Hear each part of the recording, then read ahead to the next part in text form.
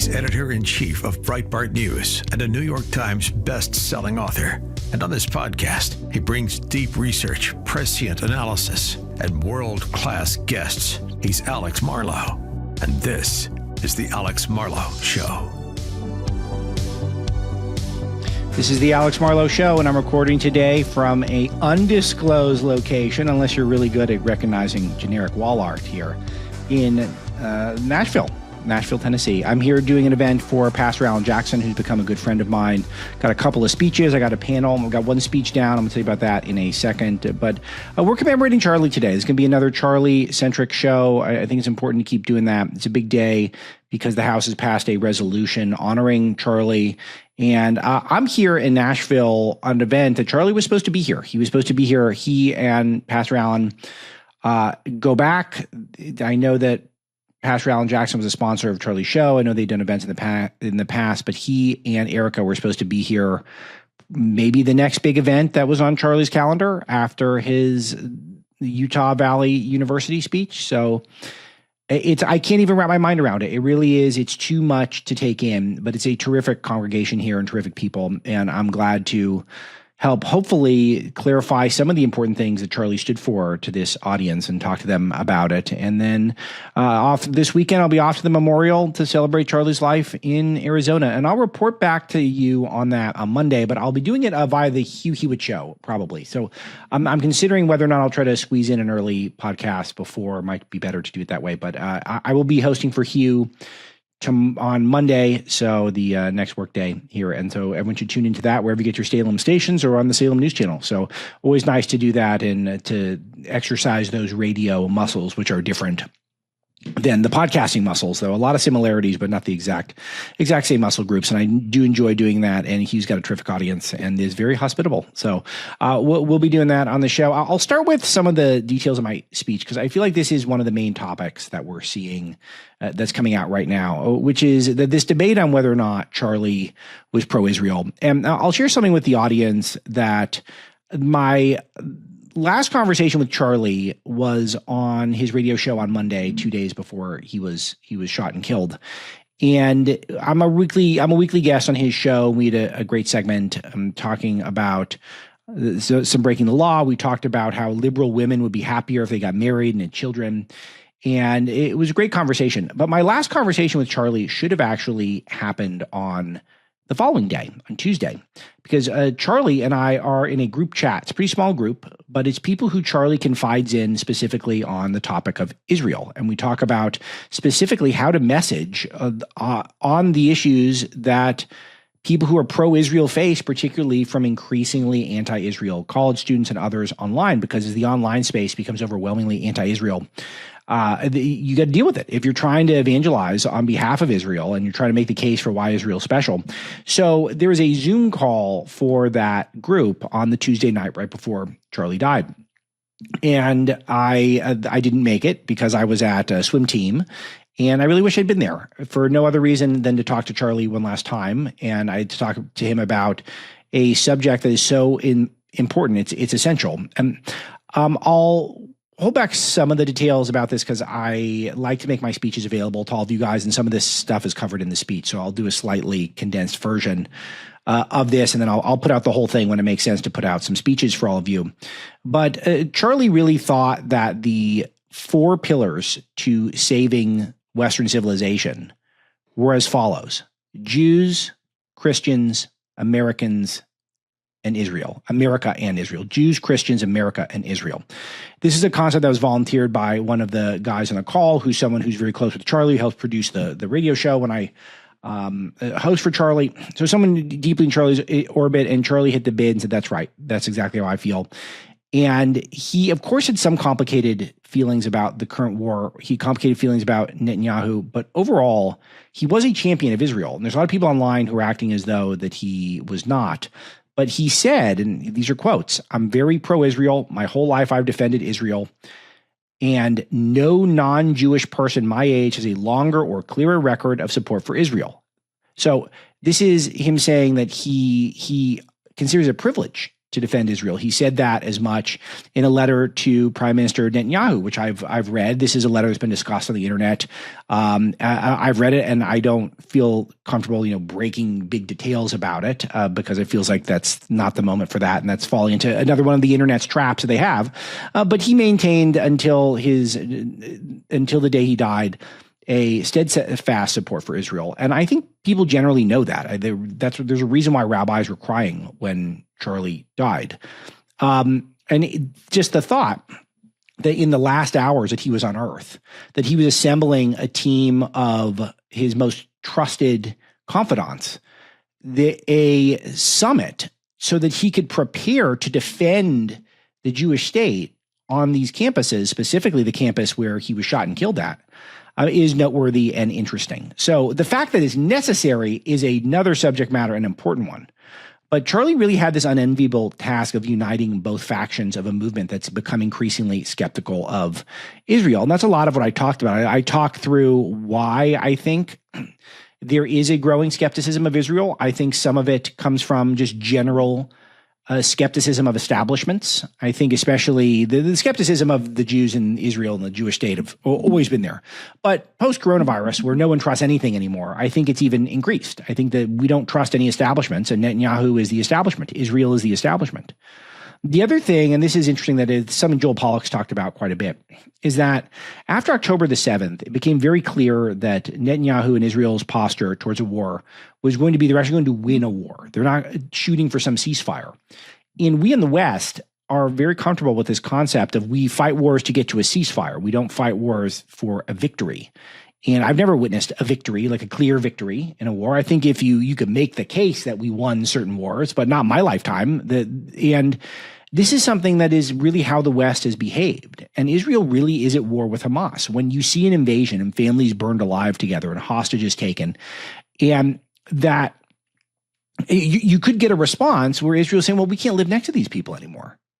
So unless something changes, then we're never going to see a two-state solution. And if they are trying to wipe Israel off the map and to kill their innocents, then war is going to get ugly. And I think that this is something that I think a lot of people are really uncomfortable with, particularly people who didn't grow up in the circles I grew up in, where Israel was given a fair shot.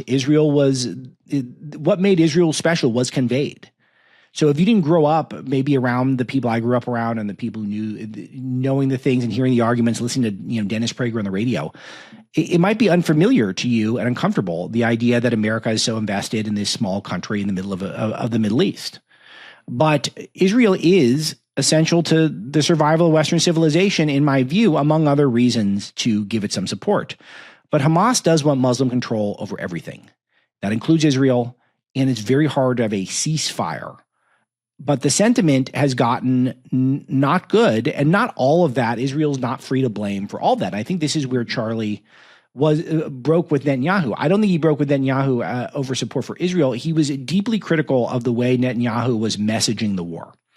And he had felt as though Netanyahu had just either opted out or outsourced the PR for his war to people like American commentators. And I think Charlie had some beef with that, some resentment towards that. And he deeply encouraged Netanyahu to try to fight back on the PR front. So he's saying, why isn't it Israel who's making the case that they're dropping, like showing footage of the leaflets, trying to make sure that it's clear that Hamas is the ones that are playing games with the aid to people in Gaza. So why is it on us to point out that Hamas is playing games with food aid and that they're starving hostages, and even some of those are their own people? And that Hamas is using human shields and storing weapons in schools and hospitals to make sure innocents get killed. And they're doing this as part of an asymmetric war. They're doing this as part of a way to make a PR crisis for Israel. Because every time there's heat in the region, every time things look ugly, and war tends to look ugly, then everyone knows the global media is just going to rush to blame Israel. So understanding this asymmetric war is important, and understanding that Israel is the one who drops food to their enemies. They're the ones who leaflet to warn Palestinians when bombings are coming.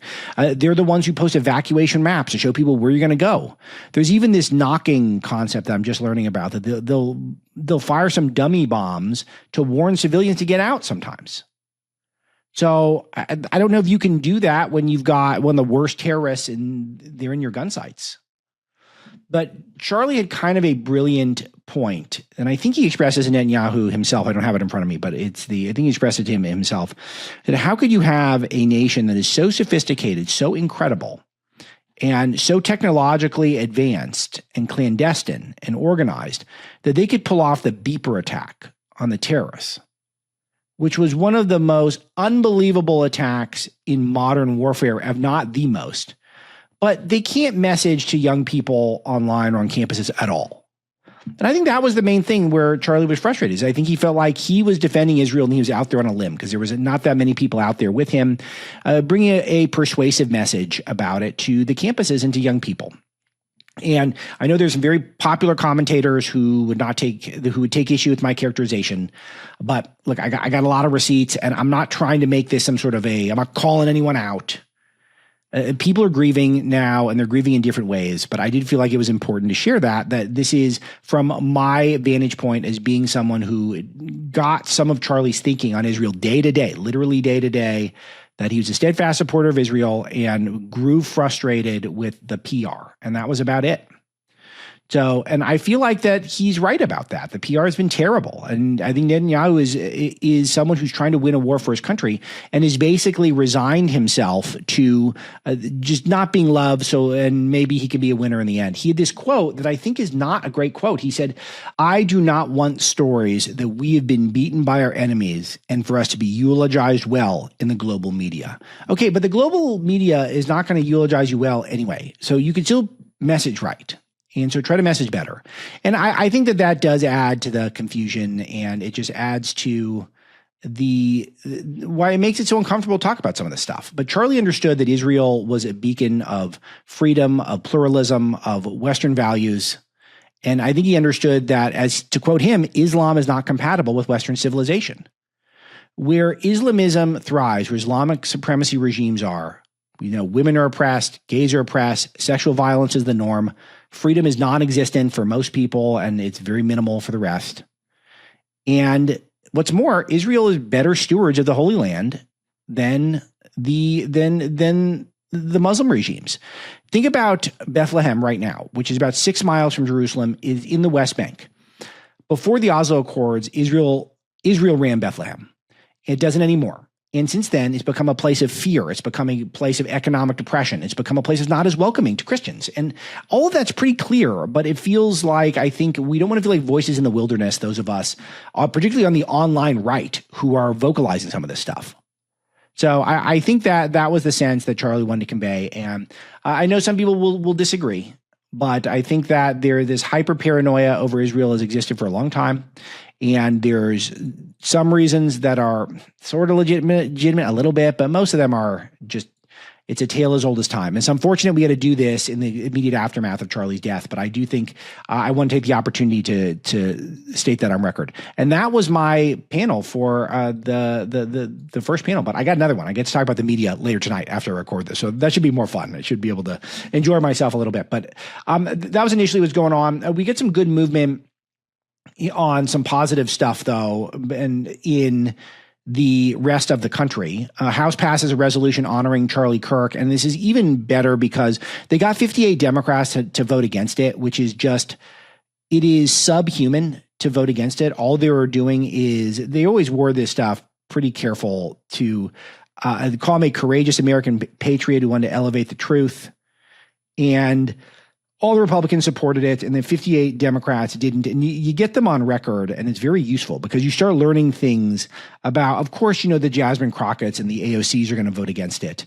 But, AOC is announcing that she's staffing up to run for higher office.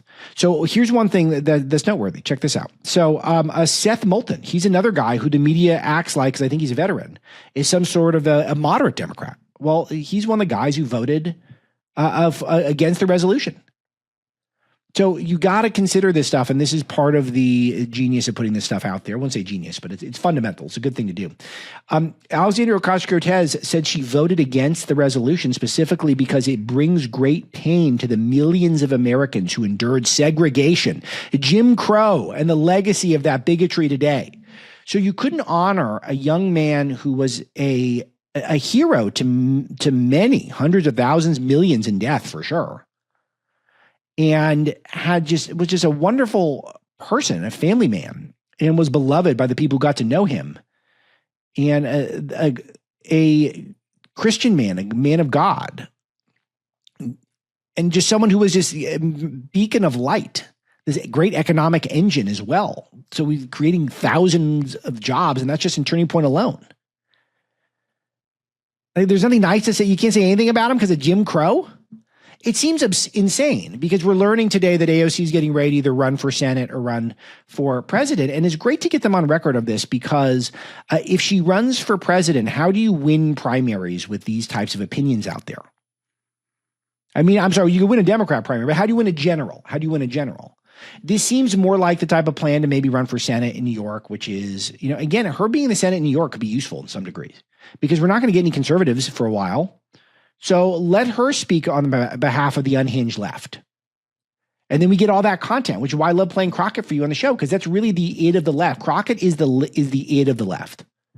And I got some Crockett clips today. I'll do a big clip roundup. We got a big clip roundup coming up. But Nate Silver, who I think is sort of a liberal, moderate liberal, but he tracks polls. He says the center's not holding. Whether it's blue sky or something else, the progressive epistemic bubble is getting really bad.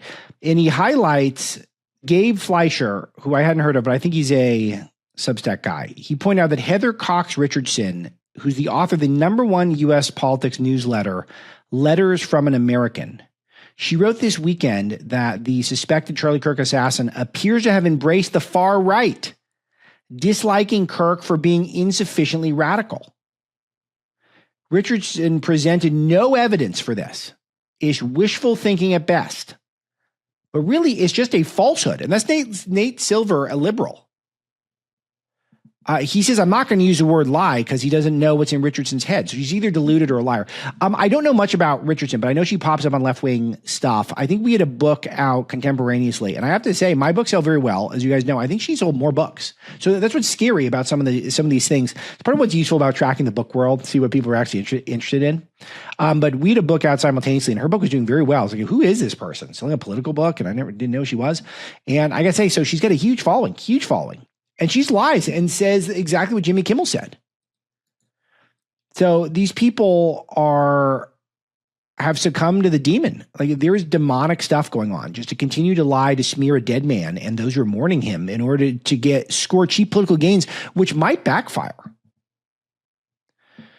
All this, we continue to compile the good and the bad that have been brought out in people. And I'll have some clips for that for you. But a Democrat Palm Beach County School Board member comparing Charlie Kirk to Hitler. So we got issues, ladies and gentlemen. We do, as a country. And one of the reasons why I wanted to speak to the group that I'm speaking to all day today is because I do feel like that the best retort to the demonic forces that are happening right now is more godliness. That's why I've been in a church today all day. Cardinal Dolan said something kind of amazing on Fox and Friends. Let's start the little clip portion here with Cardinal Dolan. Check this out.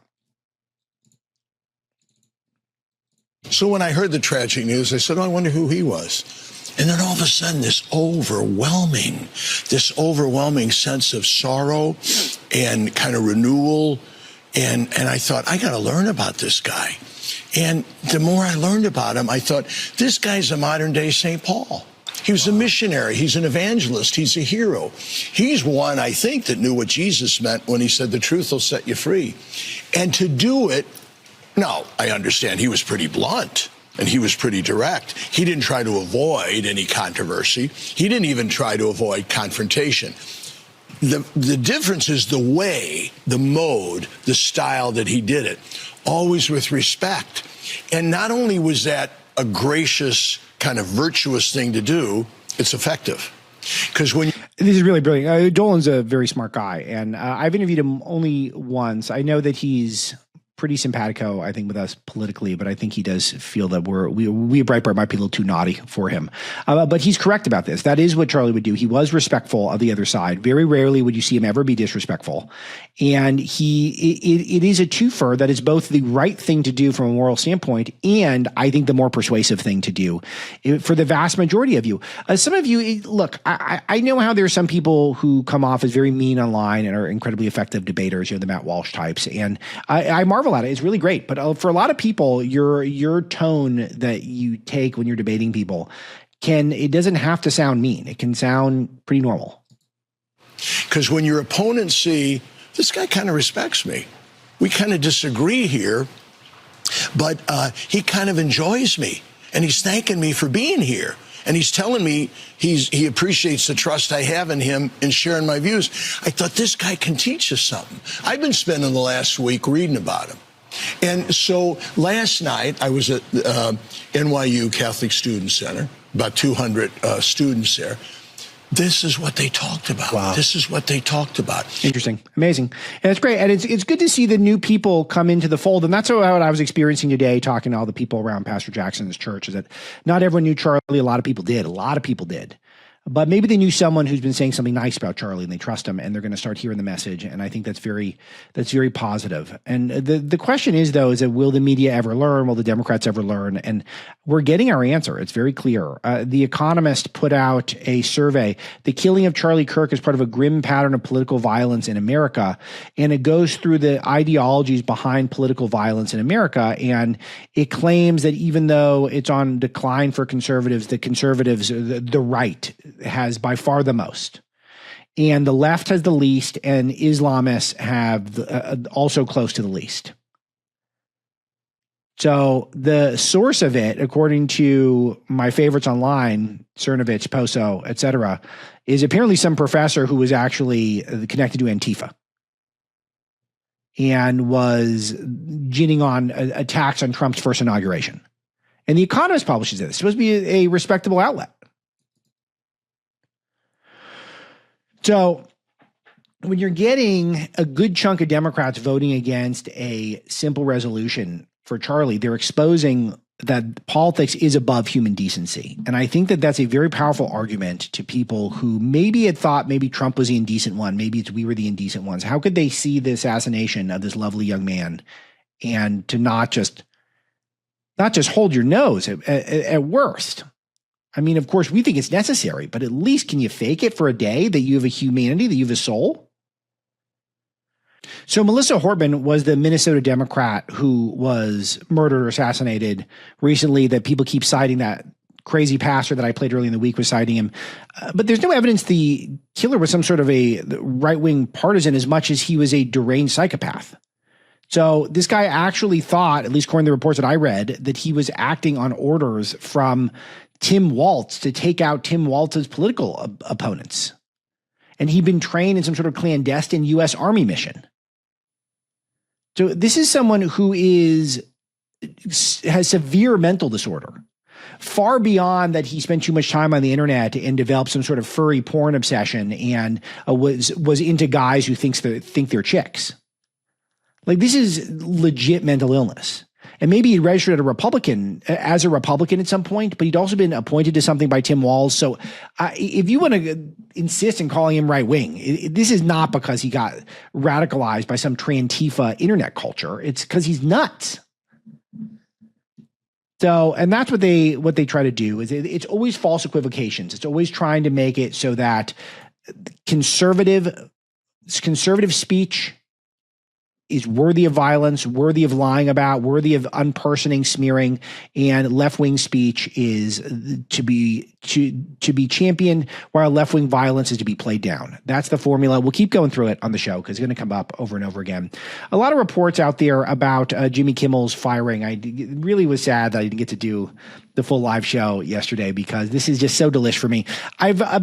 Kimmel's been a part of my life since, middle school. I was a big Man Show fan when the Man Show was on. It was I was the perfect age, teenager when that was out. Adam Carolla is a true genius who was his co-host on that. And then I have a close friend and multiple acquaintances who have written for Kimmel over the years. And They kind of point him going nuts to this woman, Molly McNierney, who's his wife now and is the top writer on the Kimmel Show, that when she came into the picture, everyone said that he changed on a personality level. I heard Gavin McInnes on his podcast saying the same thing recently, that was really the line of demarcation, the moment where Kimmel kind of went off the deep end. But his brain broke a long time ago. And so Disney abruptly decided to suspend Kimmel's show after Nexstar and Sinclair said, well, we don't want it on our airwaves, after Brendan Carr made a minor threat on the Benny Johnson podcast about that, how it might not be appropriate for Kimmel to stay in the air if he's going to keep smearing people and lying about them intentionally in order to gin up political violence. And again, it really is incitement to violence in a way. And this is the big distinction. If you guys missed the Mike, I don't know how to plug the Mike Benz episodes enough, but when Mike's here, it is a treat, is a pleasure. And that is reflected in the numbers. So I feel like most of you get it. But if you guys missed the show yesterday, I mean, it's just fantastic stuff from Mike. But we go through that incitement to violence is not fake news or misinformation or disinformation. And you got to start looking at things when there is an assassination culture that's bubbling up online and you're lying to try to smear the people and to make it to seem as though the assassin, who's clearly motivated by Trantifa, to act as though that was a MAGA person when you know full well he wasn't. What does that mean? And are you entitled to public airwaves to make those claims? That's the interesting thing to think about. And of course, if the shoe was on the other foot, they would have been on us. If this was just picture me, but I somehow have a ABC show and I come out there and we know someone's a right-wing terrorist and I say, obviously this was a left-winger. Do you know how fast people would have been on my case for cancellation, firing, advertiser boycotts? It would have been instantaneous and you all know it. So that's my whole point, is that I don't view this as cancel culture, as I said briefly at the top of yesterday's show, because there's a very limited amount of electromagnetic spectrum that is licensed by the government. I've talked about this on the show in interviews, and this has come up in other contexts. And there's few broadcast networks that do benefit from government sanctioning. That's why you got the FCC rules for decency that have been in place forever. George Carlin has a famous bit about the 7 words you can't say. So this idea that you're not only entitled to free speech, but you're entitled to government sanctioned speech in this very limited platform that the government provides only certain voices without any pressure, without even any pressure, because there was nothing that was done literally, it's just completely unrealistic. And what's more, we're now in an ideological civil war with these people that's not even civil from their side. They assassinated one of our generals last week. So yeah, if they're going to start behaving this way, we're going to use the methods available to us to put pressure on them in a nonviolent way. We're going to take those. So I don't care if you're calling me a hypocrite. It doesn't matter. First of all, I don't think I am. But if you are, then I still don't care. And I think that that's pretty much the normie opinion now on the right, is that maybe we're hypocrites, but it doesn't matter. So really important to recognize that. But here's the point, is that the real reason, according to the Wall Street Journal, that Disney abruptly suspended the show was that the advertisers were upset and the viewers were upset. And Kimmel was going to disrespect them by going back on the air, and instead of apologizing for lying or apologizing for making a mistake, he was planning on doubling down. So this is Liz McDonald from Fox, who is I don't know where she's reporting, but this is an X post saying Bob Iger, Disney CEO, co-chair Dana Walden made the decision instead of kowtowing to the outrage because they thought he would inflame the fans. I'm sorry. He thought they would fan the flames. The advertiser calls began to roll in. The big affiliate conglomerates, Nexstar and Sinclair, threatened to preempt the show. So that's a market reaction and is not tied directly to Carr's threats, which were fairly mild, to be honest with you. I took it as podcast trash talk initially. So, but we're talking about the affiliates were upset and the advertisers were upset and the viewers were upset. So yeah, we're still seeing scenes of protests, which is you just gotta love it. I mean, check this out.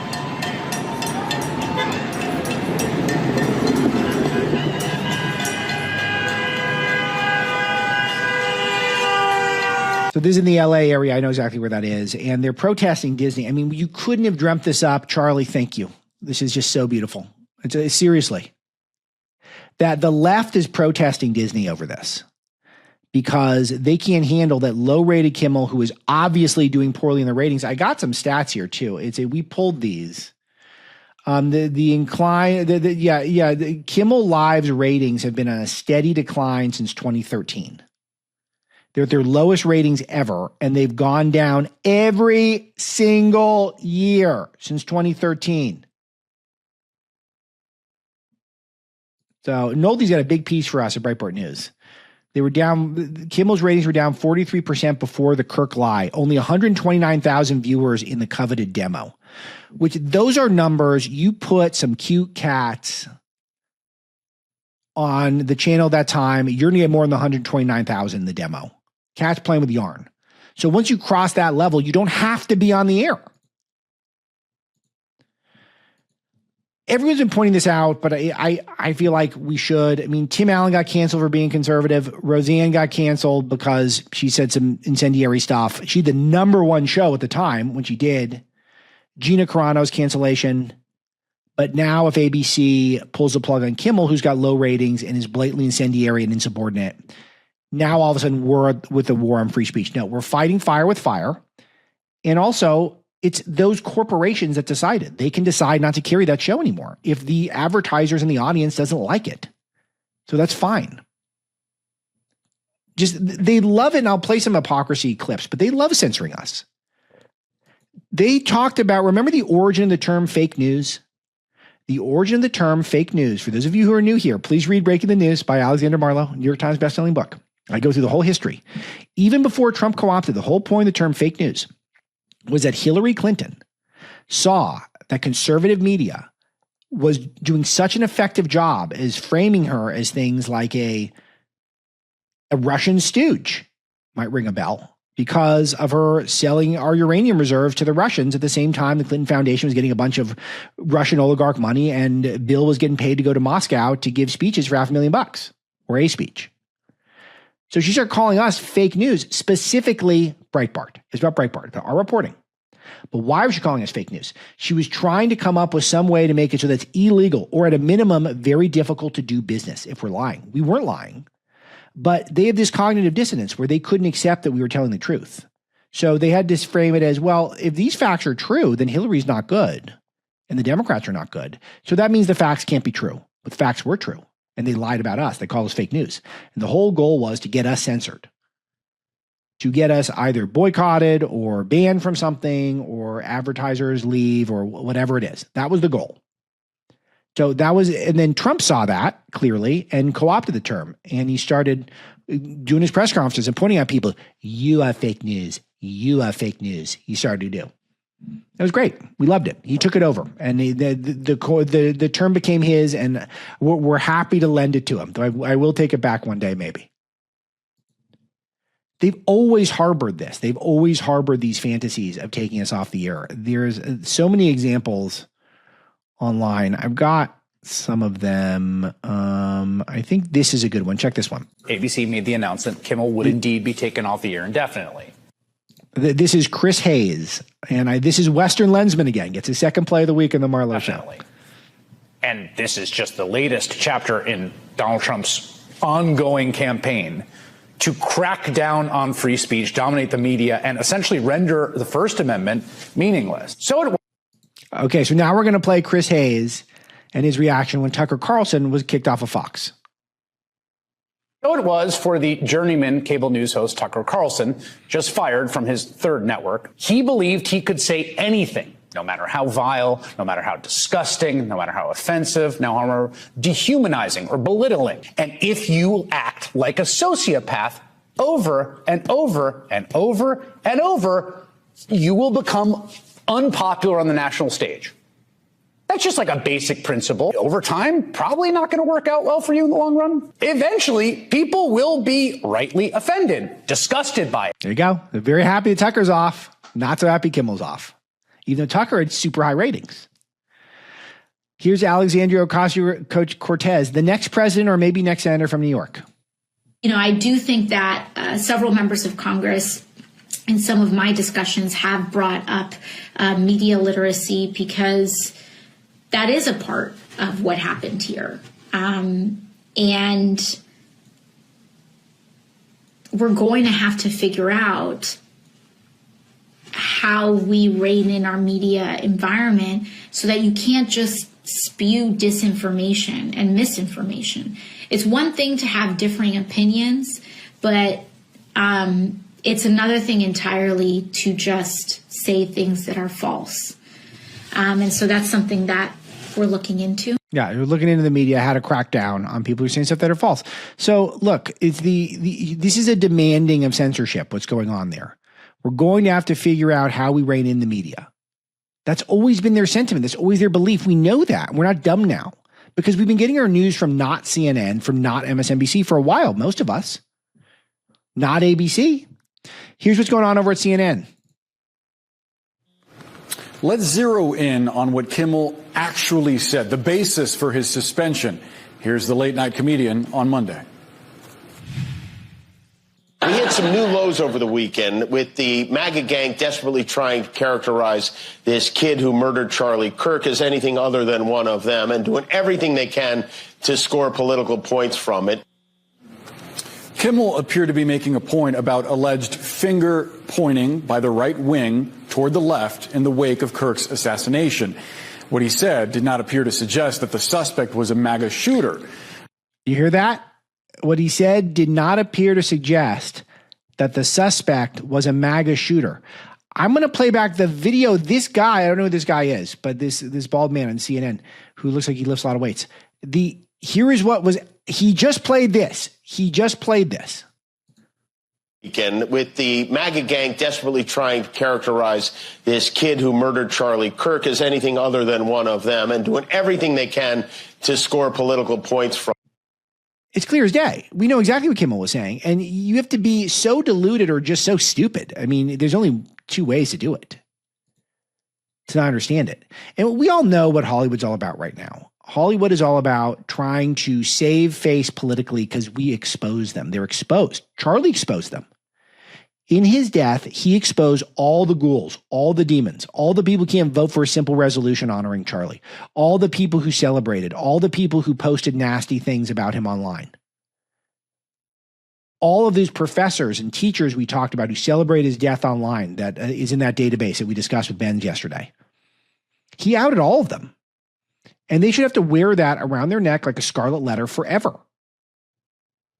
Here's Rainn Wilson, who you guys know from The Office and is not someone we agree with all the time, but he seems like a man of faith. So sometimes he occasionally says something accurate and honest. So check this one out. Country is being torn apart in so many different ways. While I didn't agree with his ideas, shooting someone that we disagree with, even if they're vociferous and loud and out there, is so colossally. Country is being torn apart in so many different ways. While I didn't agree with his ideas, shooting someone that we disagree with, even if they're vociferous and loud and out there, is so colossally wrong-headed. I spoke to a couple of, let's say, some liberal friends last night at an event, and they were like, you won't find me shedding any tears. And someone else was like, oh, well, there was a little bit of a kind of a good riddance thing. And it's like, guys, no. Yeah, I know. No. I know. We cannot think or talk that way. Not at all. That is not It's okay. so dangerous, man. And he's with Mark Ruffalo, who's one of the most left-wing guys in all of Hollywood. So most people should get it, but not everyone gets it. And in fact, a lot of people going back to the same well, looking for that same violent rhetoric that we've been seeing. Here's Maxwell Frost, one of our favorite congressmen, a guy who is a champion of human smuggler Kilmar Abrego Garcia, but he can't even be fundamentally decent in the wake of assassination. Donald Trump doesn't want a democracy. He wants a throne. And his cronies are clearing the way. The president and his lapdogs here in the United States Congress, the vice president, the FCC chair, the attorney general, secretary of state, and congressional Republicans are implementing a dangerous agenda to punish their opposition.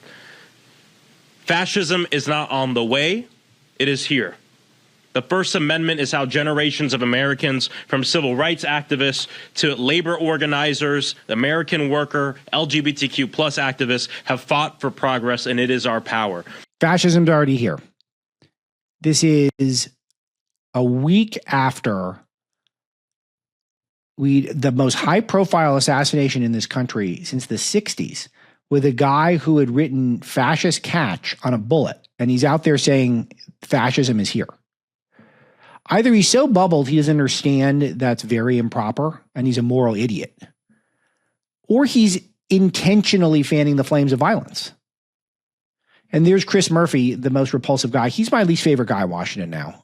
He's just the guy with the false bravado. Chris Murphy is there, looking really tough, looking really serious. He was a guy who was saying we were at war right before Charlie got shot and killed. There's blood on all these people's hands, all of them. This was a climate that created this level of violence. Whether or not you're too dumb like Jasmine Crockett to figure out you're a part of it, or you're smart enough and you're doing it intentional. I don't know about Maxwell Frost. I don't know which camp he's in. But there should be very little tolerance for this stuff. And a lot of people know it. And good for Rainn Wilson for saying something. I got one more AOC. Check this out. His rhetoric and beliefs were ignorant, uneducated, and sought to disenfranchise millions of Americans. It's just a litany of complaints. And Charlie wasn't disenfranchising anyone. He was going to campuses where conservatives are disenfranchised. And he was speaking single-handedly on behalf of conservatives against a swarm of lefties. So it's just buzzwords. It's just code. She's just thinking, how do I win primaries now? She's not thinking about how do I actually represent mainstream America. The world has moved on from this. When people go to vote in 2028, we'll have way more moved on than this. This process is just beginning. The unwokifying of America is just starting right now. From the working tirelessly to promote unity, unquote, asserted by the majority in this resolution.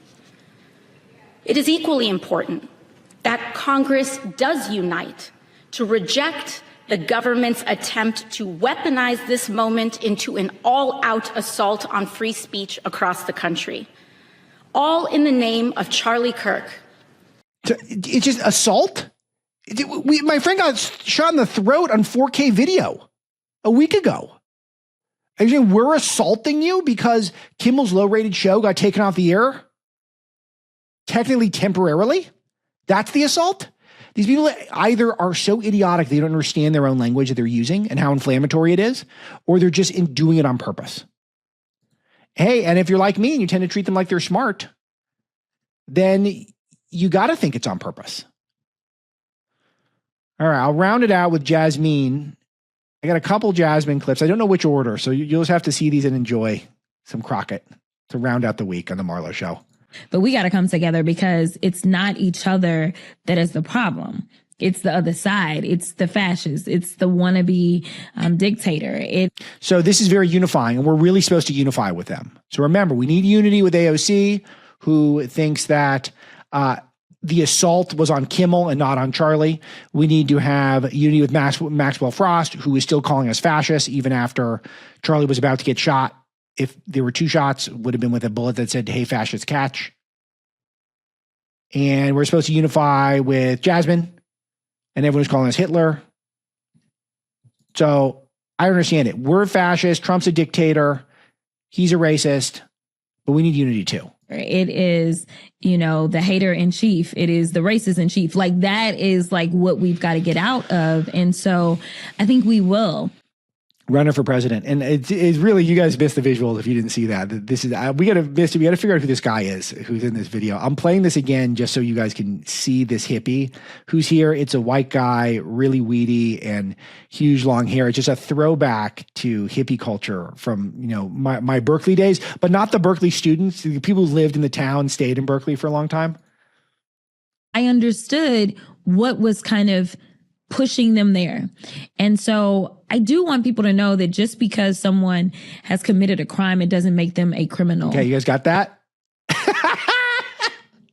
This is actually straight out of Orwell, because Orwell would talk about the manipulation My favorite example, and I quote this directly in one of my books, and I got to bring this up. I got to have this stuff handy. But look, I want the show to be sort of feel authentic, like we're not doing a million takes. But I bring up my favorite Orwell passage at the start of one of the chapters of one of my books, where I talk about, it's in 1984, and he talked about how the chocolate rations get lowered from 2 grams a week to 1 point. Are you there?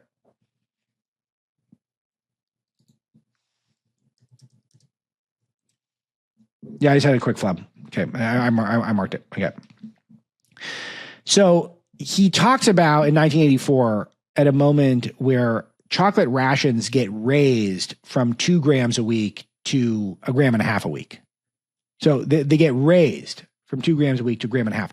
So it's actually, they're getting lowered, but it's presented, the press release that goes out is chocolate rations are actually going up, and they just lie to you straight out. So now they're controlling the language where just because you commit a crime, it doesn't make you a criminal. Let's see if she backs us up with anything interesting. Criminal. That's my guy. different. Like, who is this guy? Look at that beard. How much time do you think he spent carving that beard so it's exactly that? It looks like it's a dot painting that one of my children would do. It looks like pointillism. Very interesting beard. Here we go. It's completely different. Being a criminal is more so about your mindset. Committing a crime can come for a lot of different reasons. Actually, being a criminal is a legal definition of someone who commits a crime. So, all right. I think I've made the points I need to make for now. It should be a really beautiful and emotional weekend, celebrating Charlie's life. I will report to you throughout the week on what I saw at the memorial. Say an extra prayer for Charlie and his family and for our movement and for our country. There's a deep, dark, demonic force in this country right now, and Charlie was a beacon of light. He was fighting against it every day, and he was a prophet in a lot of ways. And I think that his legacy is going to grow. We know that, but we also have a lot of work to do right now. And there's a lot of people who I think are finally waking up. We got to bring them in, make sure they're with us, and pray for Charlie's family as well. All right. That's it. Thanks, Misty. Thanks, John Cassio, for pulling clips. And all of you who may be new here, leaving a comment, subscribing, telling 10,000 friends and family members. That's all we ask. And I'll talk to you on Monday and perhaps on the Hugh Hewitt Show. Either here or Hugh Hewitt Show, but check that out as well. All right. See ya.